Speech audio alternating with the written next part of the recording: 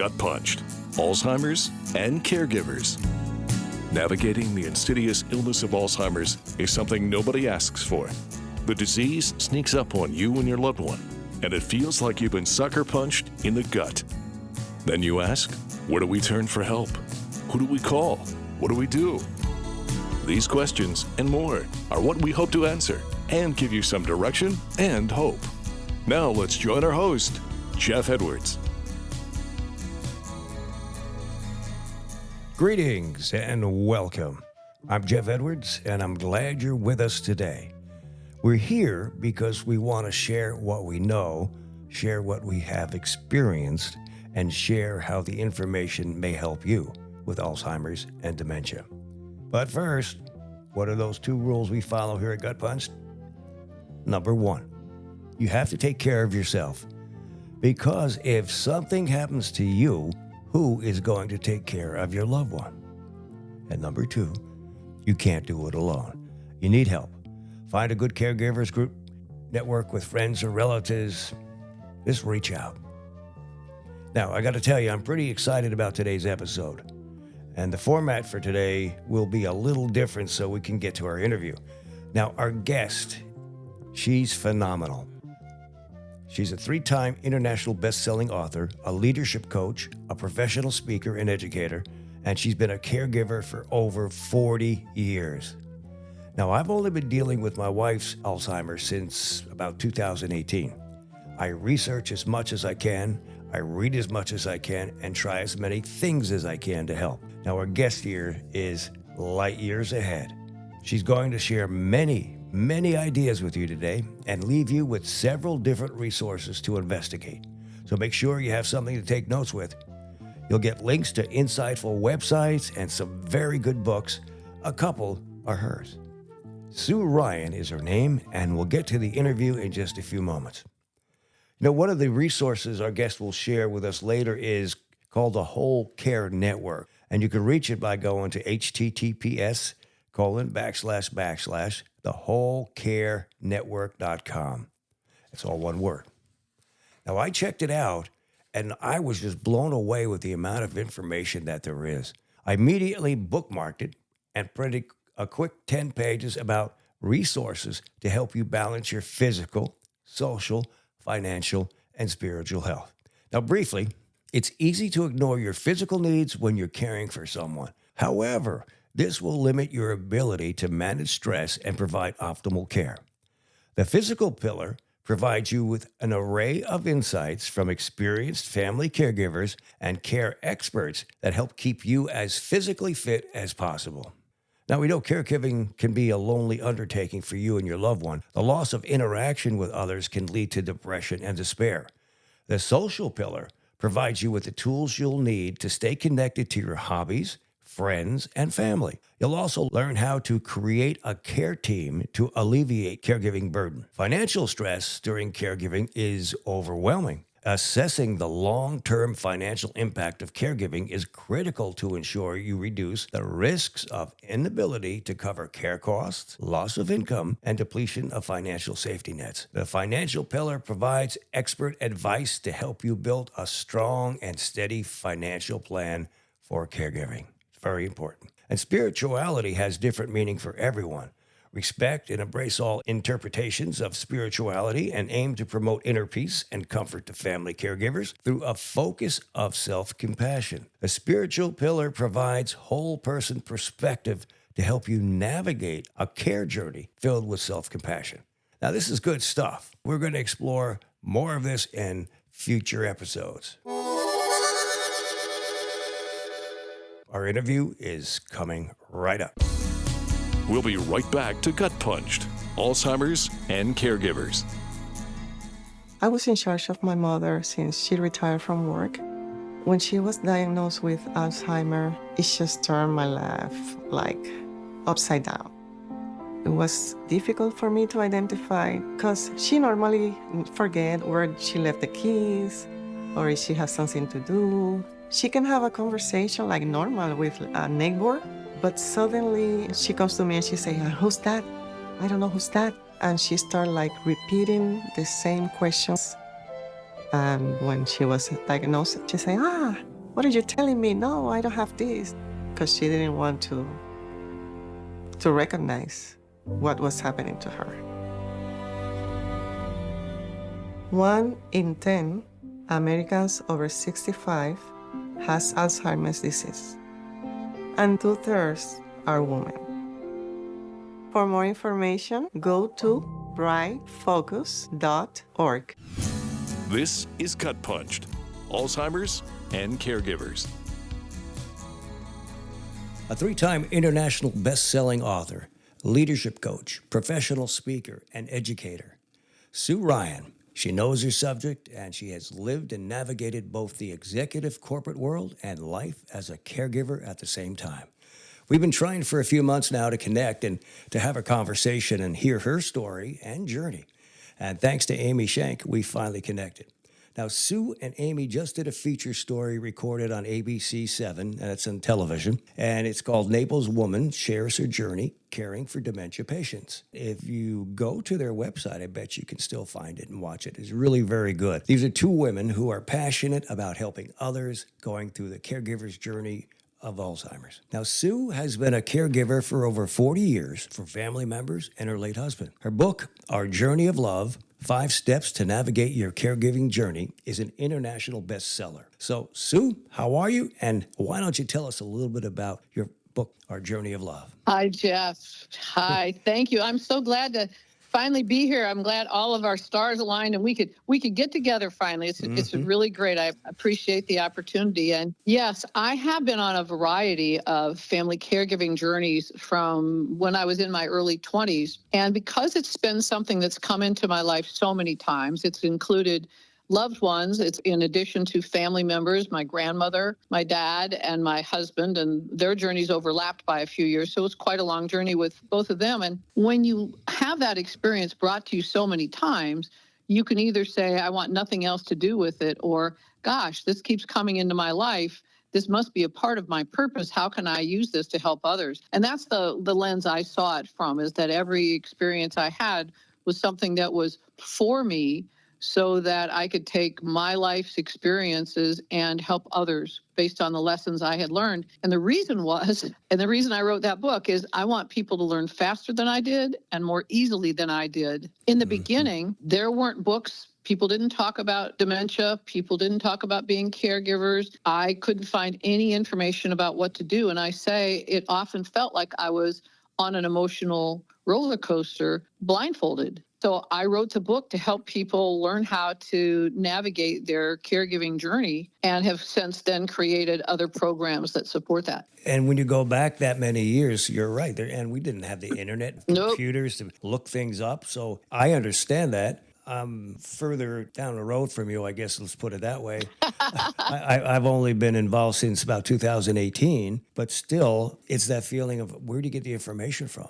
Right. I've been fortunate because I had the Dubin Center in Fort Myers, and I have a computer and all these technical things now to allow you to gather so much more information so quickly. But yeah, you're right. You go, what do you do? How do I help people get to the point that I was at, but quicker? And that's where I came up with what I'm doing now, too. Every little bit helps. And bless you. Yeah, bless you for what you're doing. I mean, when I had each one of my caregiving journeys, you immediately want a PhD in the diagnosis and a PhD in being a caregiver. I don't know about you, but I did not go to Caregiving 101 when I was in school, and I did not go to school to study any of these diagnoses. You don't know what it is. You don't know who to talk to. You don't know the questions to ask. You don't know where to go. There's enough emotion and frustration in the very beginning. The more easily we can help people step into the journey, the better it's going to be for them. And one of the things I have been so fortunate to have learned, and I'm sure you've observed over the years, is so many of us who are on the journey feel called to help others learn how to navigate their journey. Right, definitely. Because what do I do next? And you have to say, well, I don't know. And somebody can give you information. Were you involved in like caregiving groups at any time? Early on, absolutely not. There wasn't anything, like nobody would even talk about it. So for a number of years, there was no one to really talk with. And so you try something one day and it works and the next day it doesn't. And the other thing is I obviously could not self-identify at work. That was not a part of the culture in those days. And people who did say that they had some responsibilities outside of work, they weren't moved forward in their careers and things like that. So for the entirety of my professional career, when I was in roles of family caregiving support, I didn't share that. And that's part of the reason why when I was able to get into support groups, I found them to be such a valuable asset because it's the lens of so many other people who have tried things and have gotten creative with what they've learned and want to share, because everybody knows what it's like when it's not working. Right. And the caregiver groups have been really, really helpful to me. I started out with them. I had to back off because I was so busy. And then I decided I really need to go back because I'm missing part of what I could learn. And every time I go, I'm always learning stuff from somebody else who's been through it longer and Right. much harder than I have been. So I kind of go, well, okay, let me learn from you. And I keep my mouth shut and just listen. And it's been very, very cathartic, I guess is the word I want to use. And it's I think that's a great word for it. Yeah. It's helped a lot. That's one of the things I always recommend to anybody. Find one. Find a caregiver group. Yeah. Part of it is, and it is part of the process, it is a place to learn. It's also, and I think this is really, really important, when you step into those rooms, people know how you feel. They relate to you. They can also help be accountability partners, especially in the areas of self-care. It's so easy for us as we're taking on more and more responsibilities as our loved ones' journey progresses. It's the easiest thing in the world to just shave off our own self-care. And when we're part of support groups and we have people observing us who know us and know what the journey is like, they can kind of call us out. Or we can seek somebody out and say, hey, please help hold me accountable so that I make sure I'm practicing self-care. And so there are a lot of different reasons why being in support groups is so valuable. I agree with you. So in your book, The 5 Steps, can you count them down? 5, 4, 3, 2, 1? 5, 4, 3, 2, 1.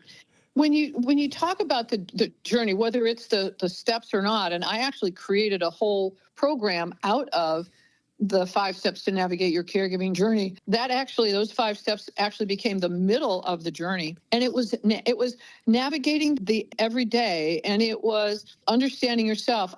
From the book, because I would get questions around so many other parts of the journey, I created a program called the Caregiver's Journey. And I created 5 phases of that journey. And the first phase is the journey is the caregiver's primer. And this is for when you see caregiving on the horizon, or when you do all of a sudden get that diagnosis. Is how do you get started in that journey? And then the second phase, which I think is one of the most important ones, is the journey begins with me. And what this means is that we understand ourselves in a meaningful way. We understand our personalities. We understand how we naturally deal with stress. Part of the reason this is so important is that when we're in a role of caregiving, it could be easy to observe someone else and feel like we should be doing things the way they're doing it, or we're saying, well, I'm no good. I can't do this very well. I see other people, or I get very sad and other people seem to be so strong. So the journey begins with me helps us understand ourselves in a meaningful way, so we know how to have our own journey and how to find the things that stress us out the most and how to make wise choices from that. And then the third one is really where that book came from, is that day in and day out, that messy middle of it. And then the fourth phase is, and I put it here, although it literally goes through the entire journey, I call it the grace of grief. That we have the emotion of grief because there's something in it for us. If we didn't have an emotion that was for us, we wouldn't have it. For example, we have fear for a purpose. We have joy for a purpose. So every emotion has a purpose, and grief has a purpose in our lives. So it's helping us as we go through our journey. I call what we have is drip grief, that there's a little bit of grief every day, a little bit. There's no more of this. This has changed. This has changed. So it's learning to understand ourselves in the grieving process, so that, and the last phase is called moving forward. When our caregiving journey, not our grieving journey, ends, when our caregiving journey ends, many people stay stuck in grief. They feel like they've been doing this for a long time. They don't really know what to do, or they feel guilty going out and feeling good about something again, and having joy in their lives, or re-engaging, and they don't really know what to do. We're meant to thrive in our lives. And so the final phase there of that moving forward is helping us uniquely for ourselves discover what moving forward from being in the grief, right, in that spot, toward re-engaging who we are and rediscovering who we are now that our journey has ended, so that we do move forward in our lives. That makes a lot of sense. When you talk to people who have gone through that, or at least when I have talked to them, and you can start to see them change a little bit, but it's kind of relief. And then, yeah, it's finally come to an end, and now you have to change things. You have to have a life. You got to get back to it.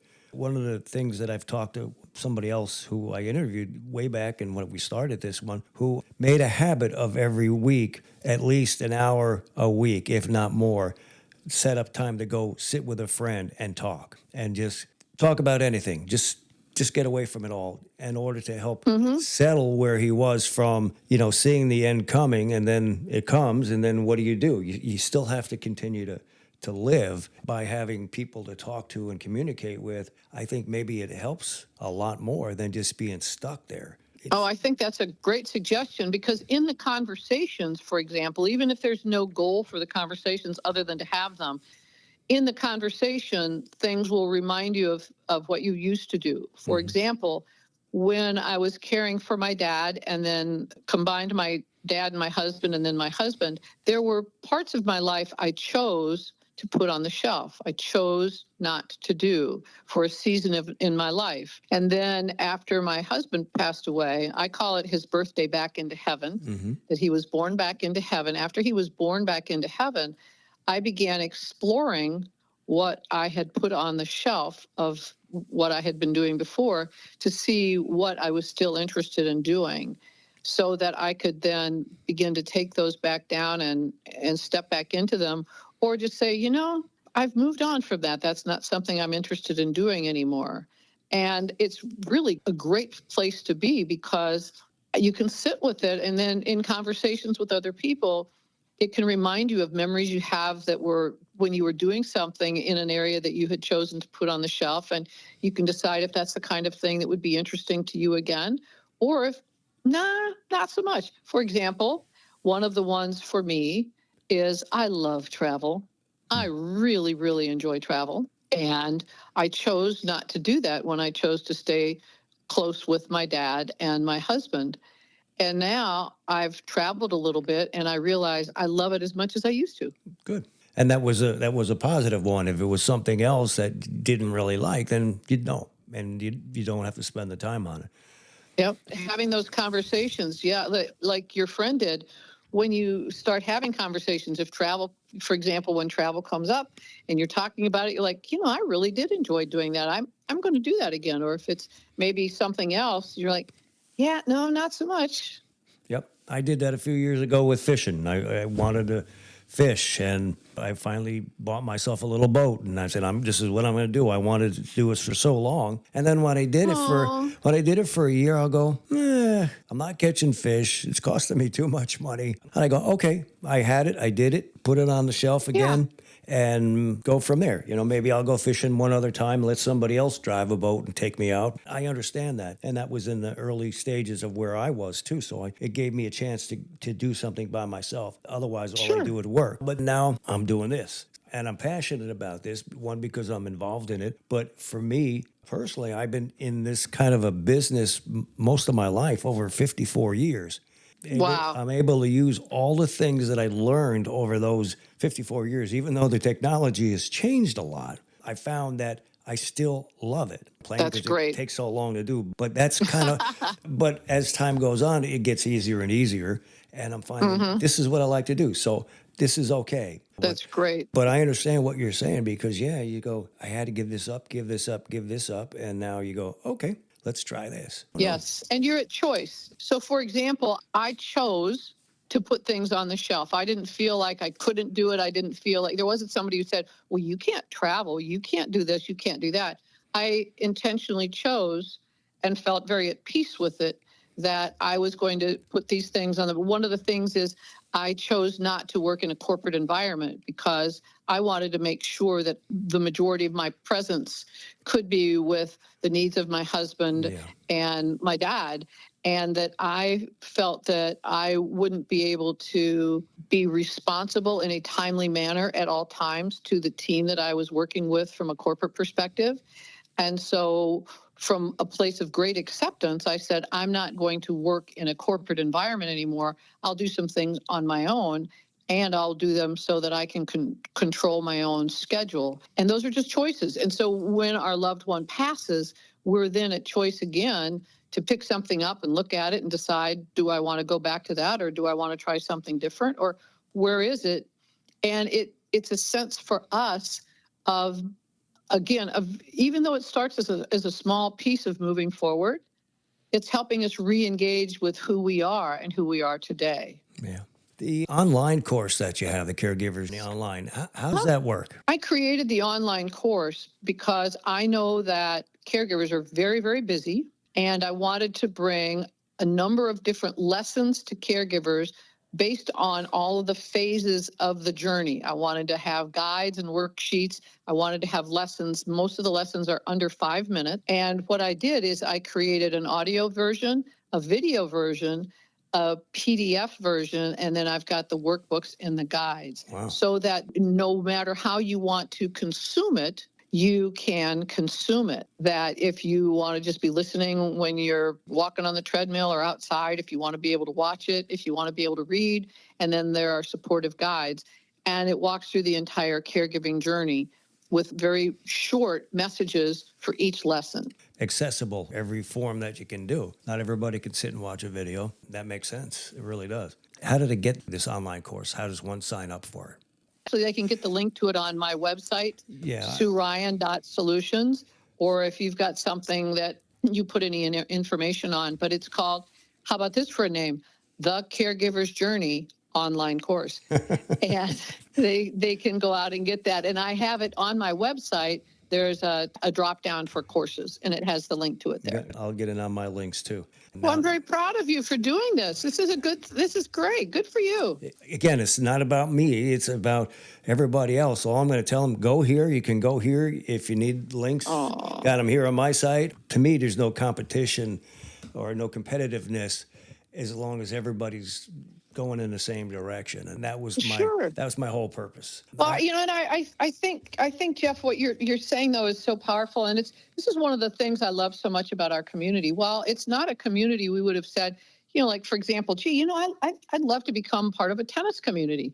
We may not have said, I would love to be part of a community where we have loved ones who have diagnoses of types of dementia, or for others, there are so many different kinds of diagnoses, a cancer diagnosis or a significant injury kind of diagnosis. So, we don't necessarily say, well, gee, we really want to be part of this community. However, the community of people who have come together by this common challenge that we're having in this journey in our lives for the season of our lives, so many people are there to support each other. And we're so generous about sharing the links of other people, because all of us have this perspective that we're part of the solution. We're not the solution. We're part of the solution. And our stories, if our stories can touch one person and we could share someone else's story and that can touch someone else, then that's really what I have found. I don't know if you've experienced that, but that's what I have found in our community is we just all want to help each other. Very well said. I couldn't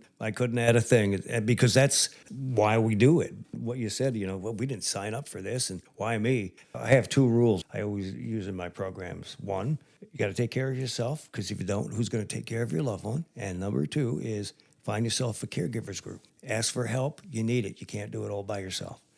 I think that's so powerful. Yeah, Jeff, that is so incredibly powerful because, and many of us say that, I know I say that all the time, is we're all on this journey together. Don't journey alone. You don't need to journey alone. And one of the great things about being in support groups is you recognize that you don't need to be journeying alone. And I know so often when we were in support groups, if there was somebody and they didn't show up for a week, we're all over it. Where are you? How are you? What can we be doing to help? And part of it, when you don't know what you don't know, and we've heard the stories where people come in and say, I don't know what it is, I don't know. It's an opportunity for people to lean in. And I've learned in my life, and it's such a wonderful lesson that I share in all areas of my life, there are seasons where we have the capacity to lean in to help others, which we want to do. Most of us really want to be able to help others in some way. And then there are seasons where we benefit from others who generously want to pour into us. And what can happen is that we believe, for whatever convoluted reason, we believe it's great for us to want to help others. We're not supposed to say, gee, yes, thank you, I could use some help. Right. When really the best answer we can say if somebody says, may I help you, is yes. And one of the lessons I share in the course and in the book and when I speak is that when people reach out and say, may I help you, and you say yes, then you have a list of different kinds of things where you could use some support that take different amounts of time. And you talk with someone and, like, yes, what does that look like for you? How much time do you have? Or you could start saying, especially if you know the person, I've made lists. This is one of the guides that I give out as part of the course is, let's say somebody's got 5 minutes. They could pick something up at the grocery store and on their way home, they could drop it off to you. They've got an hour. There's something else that you would benefit from. They've got a couple hours. Maybe they come and they sit with your loved one while you go get your hair done or go, balance the books, things like that. So you prepare other people to be in the position when they ask for support so that you can say yes and then receive the help that they want to get and you will benefit from receiving. Yep. Conversation with Amy Schenk a couple of weeks back, one of the things that came out of that whole conversation was make a list. It makes a lot of sense because everybody says they're going to help. Not everybody will, not everybody can at the time. But if you make a list of things that if somebody was doing it for you, what would you want them to do? And then make a list of the people that said they would help and try to match them up. So at least you have a roadmap to get to that point other than just saying, well, maybe I need this and I don't want to ask. Yeah, it doesn't help you. And that's such a good point that when you know that people do, and it's reasonable, Jeff, I've seen this in my journey. There are some people who are uncomfortable being around your loved one when they've been diagnosed, and they may have we had a friend, such a dear friend, and yet he had a family experience with several of his sisters who had developed Alzheimer's disease. And it was a very emotional thing for him. And he just felt uncomfortable being around my husband because it reminded him of that. And I embraced him with so much love and support and said, I completely understand that. That's just fine. I know in your heart you still love him. And the other part of it that's very, very helpful when we recognize where we would benefit from some support and other people can be providing support is we find out where we actually would benefit from learning about something from something else that we don't know how to do. Or let's say, for example, and I created this list. Let's say something happened to me and I was going to have to either be in the hospital or away or something like that. I wanted to make sure I did everything possible to help other people be able to come in and care for my loved one. And so I created the books. I asked people, I said, hey, if something were to happen to me and I had to be gone overnight, or I had to be gone for a couple of hours, or I had to be gone for a week, or things like that, I had a list of people who could provide care who had said yes, or had said, you can call me 24/7. If something happens, don't pick up the phone. So I had already had people who I knew of. And then I created the things that would help them be able to care for my loved one the best. Favorite lunch, favorite time when he gets the most agitated. If he says, I want to go home, this is what he really means. This is what you do. So I created a guide. I kept it right on the top of the kitchen counter. So if anything were to happen to me, it was right there and people could easily see it. And I had multiple people who knew who to reach out to if something happened. And then I also, the last thing I'll share on that one is on my phone, on the lock screen of my phone. It doesn't have a picture of a puppy, and it doesn't have a picture of that. It had in case of emergency, and it had names of people to call. Oh, wow. What an It had idea. the name and the first name and the phone number. And so if there was an emergency, they would call these people, and these people all had information about who to call from a family perspective, who to call for his. So I was able to be, if for example, there was an accident and I was unconscious and my husband was in the car, they could look at my phone and they would call somebody, and those people would be able to help. That's an excellent idea. I hadn't heard that one before, and I like that a lot because you've planned ahead for the worst. Then you make sure everybody's included in what's going on, and you cover your bases. I love that Right. idea. I have to think about that now. Write it down. So you mentioned earlier too. We talked that you have another book that was just released, and you call it the Yes. Caregivers Advocate. Yes. So- Oh my gosh. What's it about? Yes. The Caregiver's Advocate is a multi-author book, and the goal of it was so wonderful, is that it brought together more than 20 of us who are in a variety of roles of caregiving support for different diagnoses, and yet it shares lessons from our journeys. And some of those lessons from the journey are the personal experience. Some of them are specific to things to do. Some of them are how we deal with it emotionally. It's a variety of different lenses, and it's such a great opportunity for a person to pick up a single book and get multiple lenses into the caregiving journey.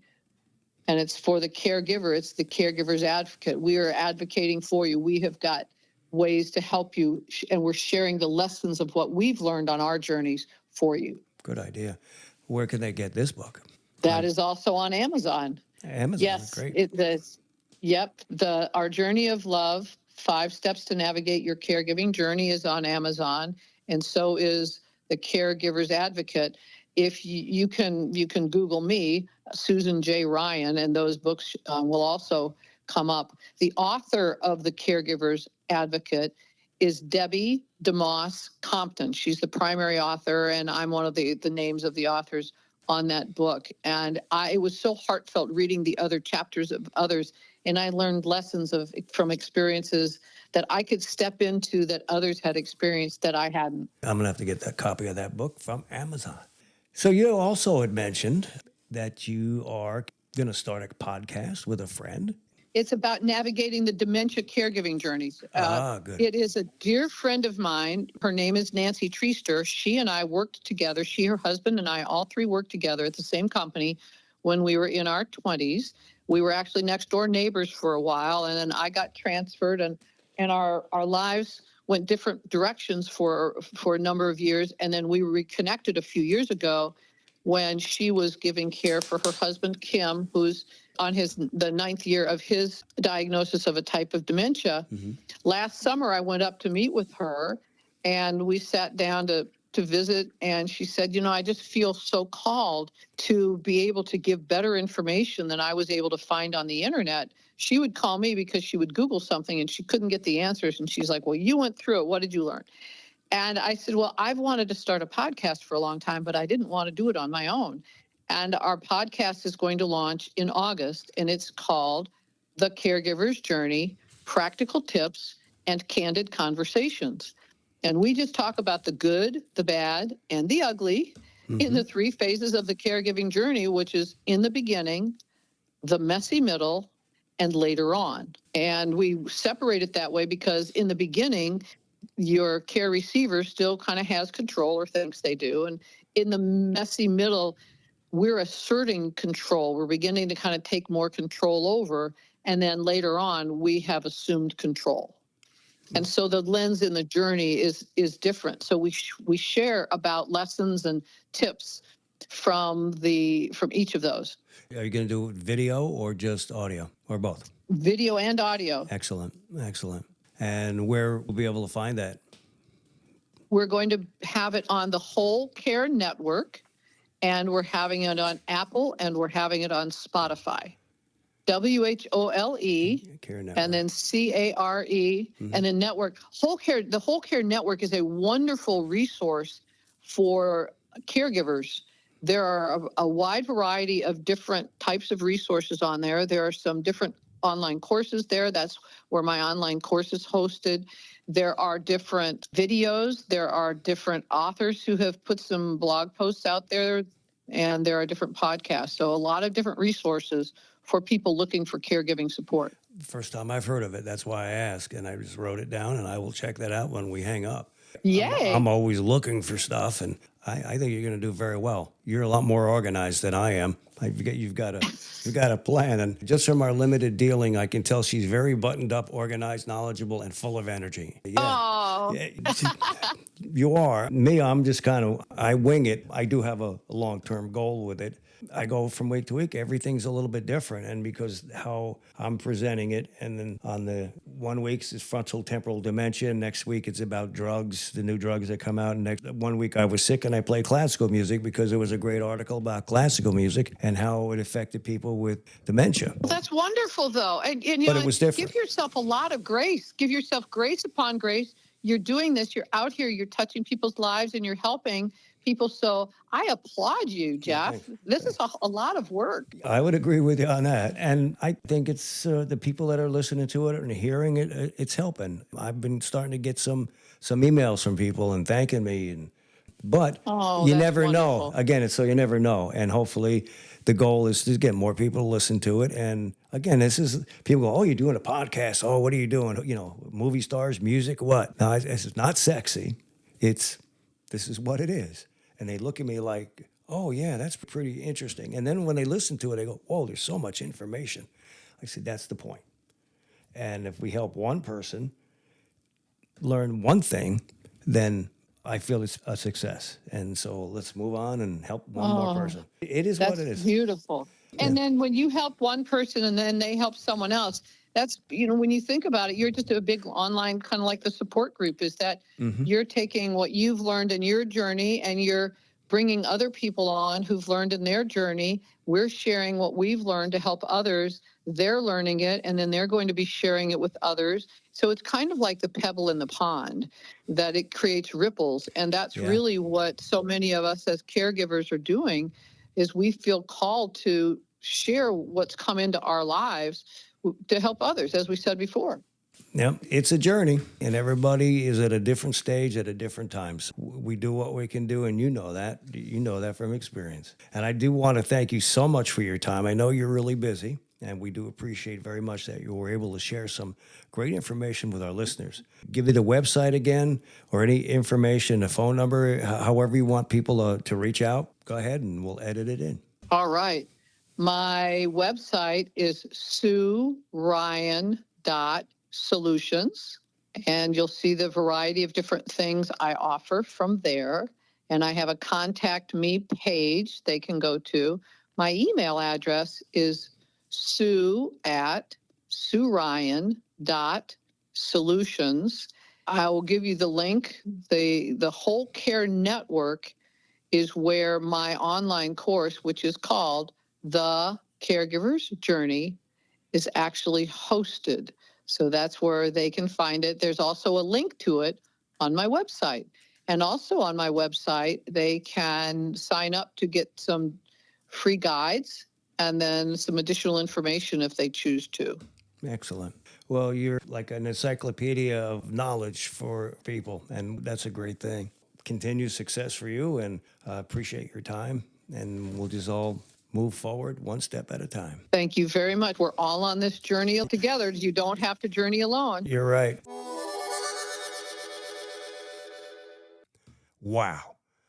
Well, Sue really gave us loads of helpful information, and she listed where you can get her books, find her online course, the Whole Care Network, and much more. Now, if you didn't write them down, you can go back and get them, and we'll link them all as soon as we can to our website.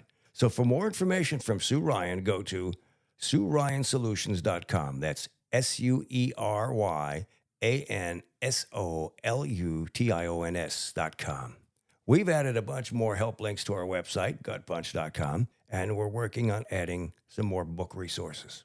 For more information, you can check out Alzheimer Support Network at https:// alzsupport.org/about-us. You can go to thedubincenter.com. And to find your local chapter of the Alzheimer's Association, you can visit alz.org/local resources/find your local chapter. Now, if you have questions or thoughts about GutPunched, Alzheimer's, and caregivers, or if there's a specific topic you'd like to know more about, reach out to us.